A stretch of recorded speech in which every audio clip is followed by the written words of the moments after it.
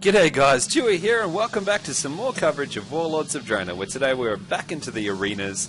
We're jumping in with the Affliction Warlock, and I must say, hopefully in this series of videos I can show you that I've taken a lot of feedback about the keybinds, and I'm really focusing on this week of just really making the most of it. Obviously there's going to be a bit of clicking at the start, right, but I guess what I'm trying to do is really make proper use of my keybinds, so I've mixed my skills up a little bit. You know, I've got a quick press button now to cast my fears. I've disabled basically the move left, move right, the strafe left, strafe right, which is, I've seen such a significant improvement even on my caster characters, and I guess I just want to show you some of the gameplay. I've got a lot more quick commands using my shift abilities as well, and really trying to keep to that one-hand focus so I can hit my skills a little bit more in conjunction. Now, I know I got a bit of feedback about changing up my pet, but I found out with all these new skills, it was a lot easier just to keep the Doom Guard because I wasn't, having to factor in using my Mort ability as well. But I think it paid off this week, and I guess I just want to show you guys hopefully a little bit more fluid gameplay and a little bit less of that mouse clicking everything. So I think I did pretty well. So we just nailed the Shaman. I know I just talked through that whole match, but we got him down pretty fast. So pretty much at this point, we're just really focusing all that damage down onto the Hunter there. And we've pretty much got him now. He's dead, and he's down. So yeah, I know that even while I was talking, I don't know if you noticed, it was a lot more smoother. I'm not clicking as much. You can really see that mouse is away from the skills, and it's more just like a guiding point. But what a great match and an improvement. Let's jump into some more matches. And for our second roundup, we have the Paladin and Hunter combo. Apology about not introducing the combos in the last one, but let's jump straight back into the combo tree. So we're starting to see a little bit more improvement now. Well, I definitely can feel it when I'm in these battles.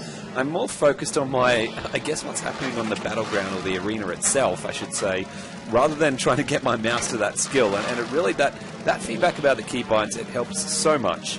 And I guess, I still need to practice a lot more. I'm not fully smooth. There's a few extra keybinds that could placed in there, but some of my main ones, so my other abilities, I didn't quite reach as I did easy as other times. It's more accessible for me. So yeah, look, it's really, really improved, and I really did feel it in these matches, and hopefully I can show a little bit more demonstration of it. So I've got a lot of quick commands now for the for all my skills, and later on in the game I actually ended up getting a keybind actually for that gateway as well.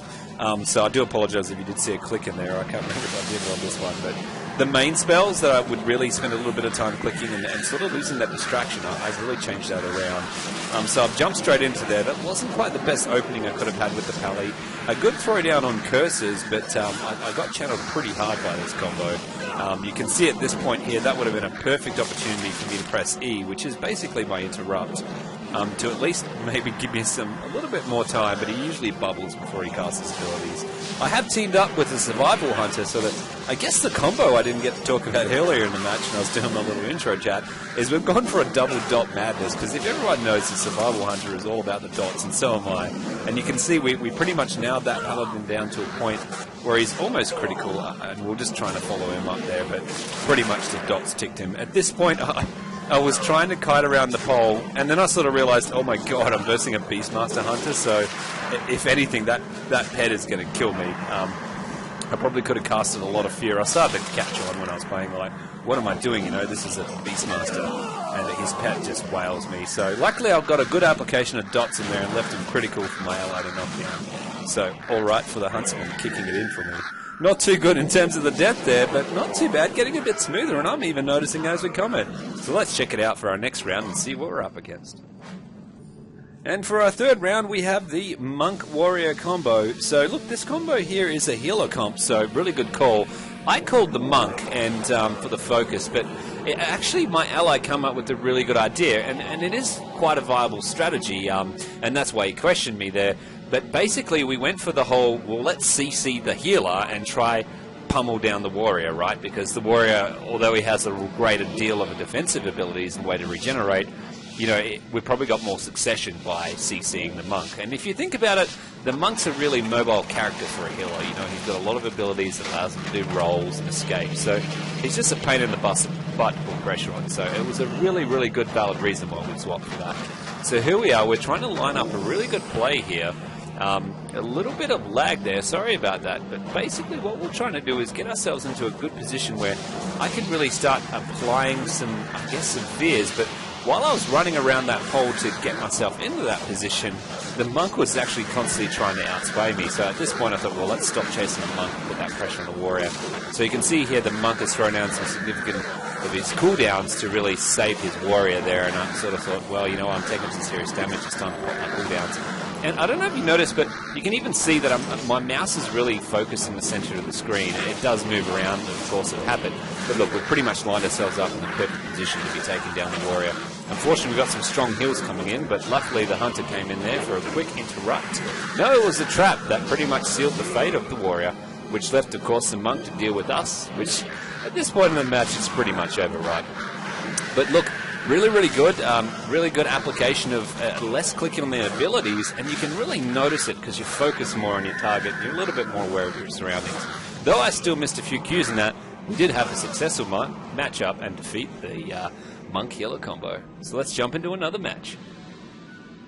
And for our fourth match, we have the Frost Mage and the Combat Rogue combo.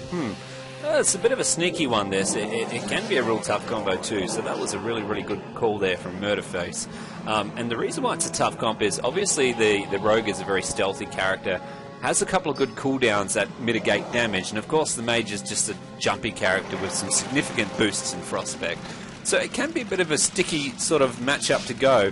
I think we're talking about the Mage because I realize the Mage has the ability to freeze twice and he's a little bit more jumpy, but in terms of burst, I mean, I think the Hunter has a little bit more viability here if we can at least get down that Mage. So you can see there he has applied his ability to go invisible at this point. So, and there he is. He popped in to really open up his burst on me, and I quickly went for the click there, which was pretty good, and just really trying to get myself back into a better position. I did miss a couple of good cues there to actually cast my interrupt on the Mage. But then again, you don't want to be always interrupting a polymorph because it's not really going to stop his freezing abilities. It was a really good application of some of my abilities there on the Mage. Unfortunately, he did freeze, but a big fault that he did is he pretty much broke his freeze early, and while he was trying to run away, I just pretty much dropped on some more dots to apply that pressure. Obviously, in this sort of scenario, it would be a lot more beneficial if I had that melee class, but look, we managed to nail that Mage quite significantly, which pretty much just left us down to the Rogue, which in the end gave us the match anyway. Not too bad, getting smoother. Let's jump into some more and see what we can get. Alright guys, for our fifth and final match, we have the Feral Druid DK combo. Oh, this is going to be painful. So I guess, you know, with these sort of matchups, you're going to be wanting to probably focus the Feral because out of all of them, he does have that off-spec heal, and obviously with a DK, this sort of season, they're pretty much an unstoppable self-healing force, and they've got a pretty significant damage, so I guess I pretty much wanted to bait out that Druid to jump on me. And again, hopefully, you know, over the 5 matches we have shown for tonight, you can sort of see I have improved a little bit. There may have been some plays I could have picked up on a lot better, but I can really notice that difference of a little bit less clicking, and I do apologize that I don't have the keybind on the gateway, but I promise you I do have it in the future content.